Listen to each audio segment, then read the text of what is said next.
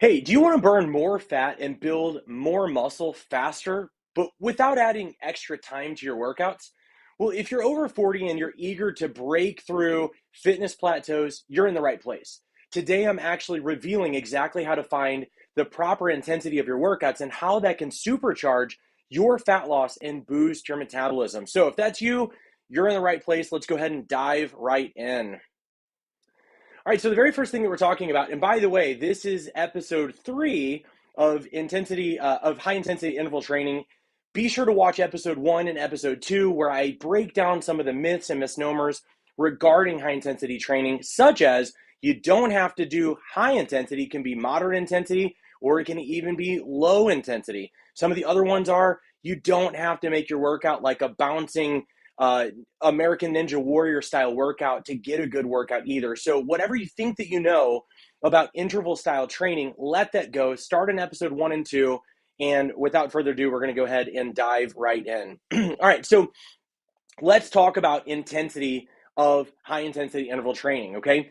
To achieve fat loss and muscle gain in interval style training, intensity is going to be crucial, but finding the right level of your intensity is going to be the most important thing. So the fitness level of each person can basically be adjusted using measures such as the rating of perceived exertion, also known as RPE, or your MyZone or your Apple Watch, anything like that, so that you can maintain higher intensity levels. But it's not just about getting the highest intensity possible. That's how you burn yourself out. What is important is that we get the right intensity level for you. And we're going to talk about that today here in just a few minutes too. All right. Now, people with adrenal fatigue, very first thing, if you're battling that, you want to do moderate or lower intensity workouts. You don't want to be going for these high intensity workouts because it's only going to exacerbate that adrenal fatigue. I'm not going to get into all the stuff about that. I'm just letting you know that if you are one of those people who has adrenal fatigue going on or adrenal fatigue symptoms, I'm going to implore you to do more of a strength and hypertrophy style workout rather than high intensity interval training, or you can do moderate intensity interval training instead, which will help you as well. Now, there are various exercises and equipment that can be used to adjust the intensity of each interval too, meaning that you can do body weight or you can add some sort of an increased resistance to make your rating of perceived exertion even higher. And I'll talk about what that is as well here in just a few minutes. Now, the high intensity intervals require maximum effort, which helps to improve endurance and increase cardiovascular fitness. Now, when I say that it requires maximum effort, that is based on how you are feeling that day, where your current intensity levels are based on your athleticism and your fitness level. So what this means is that you're going to be bringing your all to that day based on things like RPE and progressive overload. But we're not trying to get you where you're throwing up during the workout or after the workout or you feel sick. That's a great way to make you hate your workouts and not want to return to it. So using that maximum effort, we're talking about maximum effort using that rating of perceived exertion, not just all you can throw down for that workout that day. That's how you get sick or you get just really annoyed and you don't get the results you want. The low intensity intervals allow for rest and recovery, which is going to help to prevent injury and it's going to build strength gradually too. But more than anything, it's going to give you a little bit of recovery time after you've just done something higher intensity. And it does so, you get this recovery time without totally taking a break like you would in a conventional power training, strength training style workout where you might take anywhere from 60 seconds to 2 or 3 minutes of a break, okay? So this is what's going to help to improve let's just say it's going to help to improve calorie burn. I don't want to get into EPOC again and all of that stuff. So now, reps in reserve are going to be one of the most important things you're going to hear me talk about with high intensity interval training like this series that I'm on. But you're also going to hear me talk about that when we get to the strength and hypertrophy series that we'll be on next, okay? So what this means is that the last 2 to 3 repetitions should be super challenging to complete with perfect form. Another way of putting this is if I offered you $1 million to get 1 or 2, 3 more reps in, you should only be able to do a maximum of 2 more reps to receive that $1 million. Now, if you can't do even 1 more rep, you've probably pushed it a little bit too hard. It's not a bad thing, but we want to think about sustainability.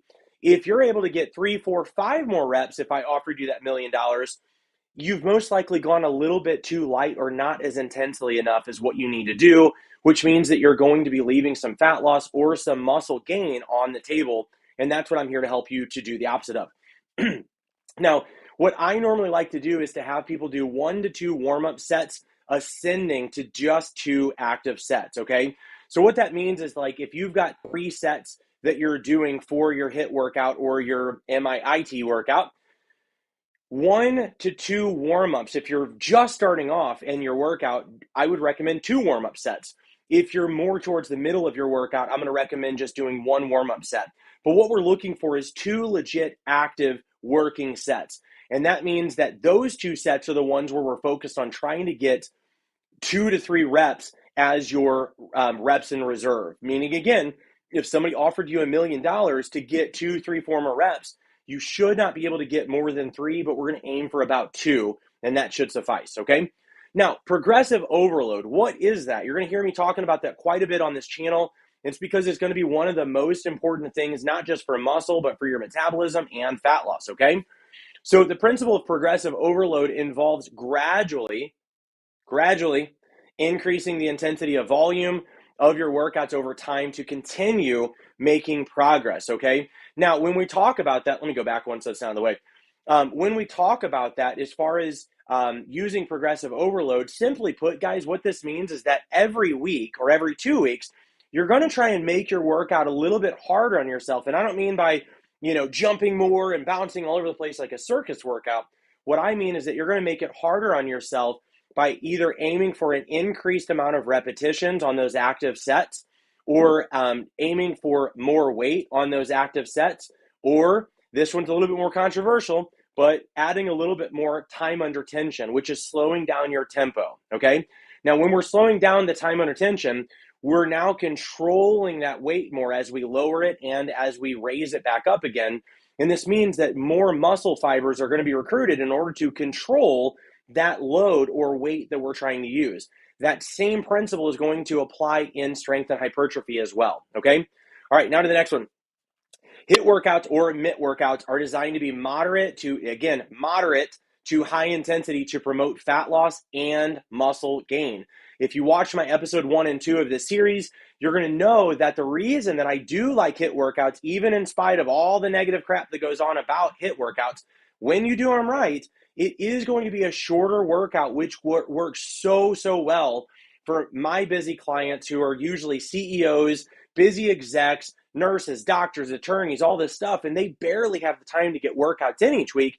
They don't want to put in an hour at the gym 4 to 5 times a week, okay? So using these HIIT workouts, we're combining both aerobic and anaerobic style exercise together to maximize the benefits and outcomes, okay? So you want to aim for a rating of perceived exertion, that's that RPE that we keep talking about, of about a 7 to an 8 on a scale of 1 to 10, okay? 1 is going to be the lowest. What I used to say for years is, like, 1 is like you're sitting on the couch like a couch potato, and 10 is like you need an ambulance to come or an EMT to come peel you off the floor because you're just like comatose, okay? We don't want to get you to a 10. Really, we really don't even want to get you to a 9, okay? That's why my style of high intensity interval training is so unique and different compared to what a lot of people, a lot of trainers and a lot of coaches push. And that's why so many people end up like loathing HIIT style training, okay? But if you're aiming for about a 7 or an 8, you should be able to, when you're taking a rest, you can carry on a conversation, but while you're doing your activity, you're going to notice your heart rate's up, you're breathing a little bit heavy, but you're not going to throw up or anything like that, okay?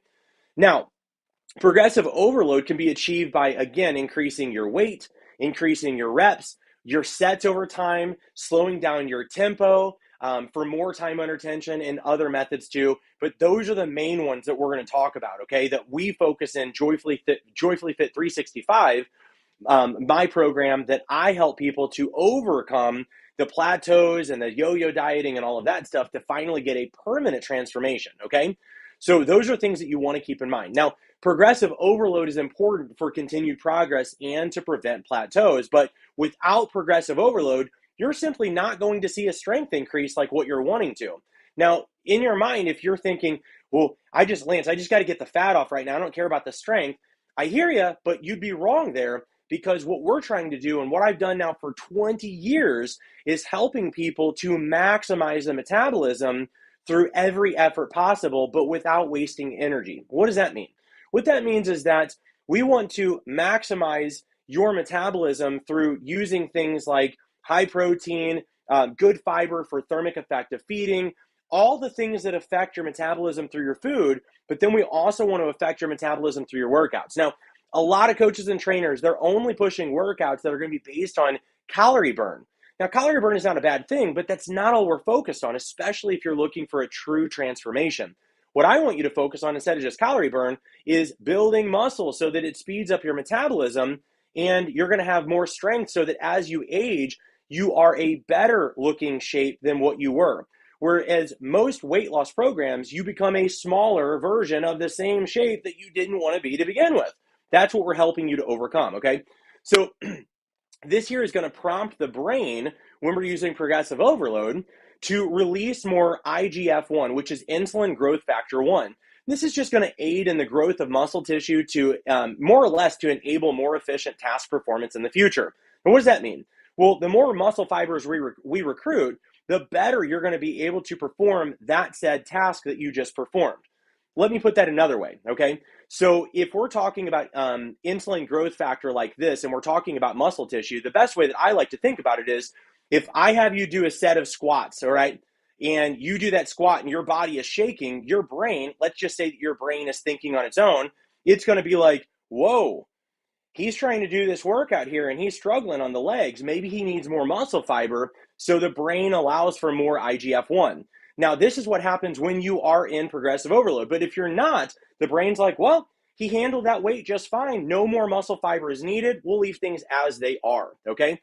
Now, without enough intensity or progressive overload in your workout routine, you might experience a plateau in your progress even if you are burning calories. So burning calories is just not enough, okay?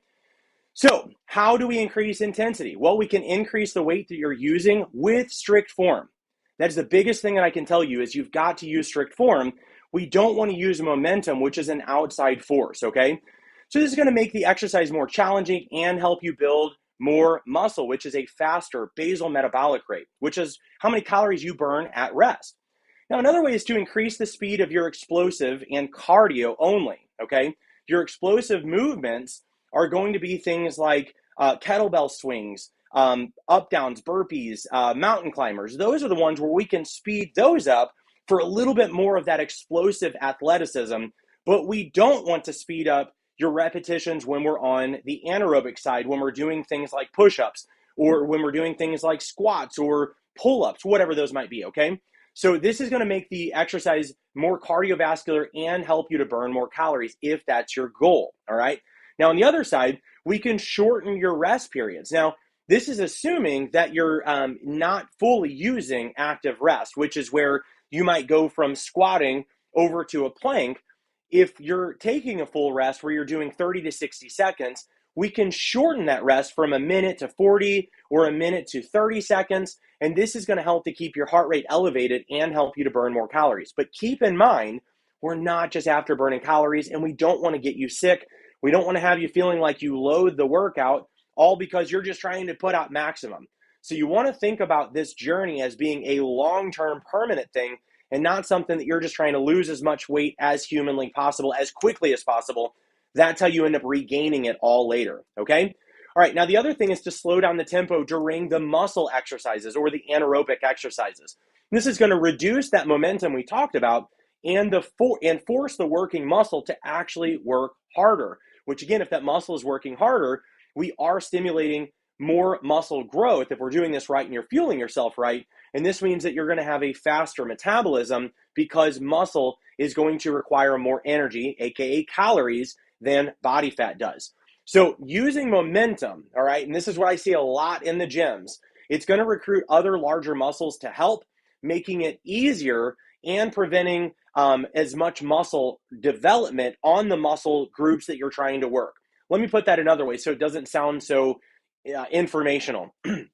If we're doing, let's say if we're doing a bench press and you're trying to control to make sure that you're using the pecs and, maybe not use as much of the lats and all that stuff because we're trying to develop the pecs. So if you're doing a bench press and you start doing one of these things where you're using your lats and your legs and everything to get that weight up, you're reducing the focus on the pecs and the triceps, which normally are what's helping you for the bench press. And now you're recruiting your quads, your core, your glutes, everything. Now, if you're doing powerlifting, you're going to need those. You're going to need that to get a better bench press. But for the style that I train people on to help them to get better aesthetic, more strength, and to lose fat, we don't necessarily want to do the power training method where you're digging in deep for everything and we're recruiting every muscle fiber of the whole body just to get the maximum amount of weight lifted on that exercise, okay? All right, so that is everything I've gotten for you today. A little bit of a shorter one. If you feel like this is helping, guys, if you feel like this made sense and you're like, hey, this is great, but I really want to know, how do I actually do more than just these workouts? How do I get a true transformation? I highly encourage you to check the links below where you can learn a little bit more on how to get started to lose your first 10 to 15 pounds of body fat without all the rigid dieting and the crazy workouts that make you feel like you're going to throw up and all that stuff, okay? So don't forget to subscribe, hit that notification bell, and if this was valuable to you, please hit that like button. It really helps to show YouTube how many people are interested in this kind of content, and it shows them and shows other people that this is where it's at, this is where you want to be. So thank you guys so much for tuning in. Catch me on the next one. I'm going to dive into episode 4, and we're going to continue to dive a little bit deeper as we go. So that's it for you guys. Thanks so much, and we will see you on the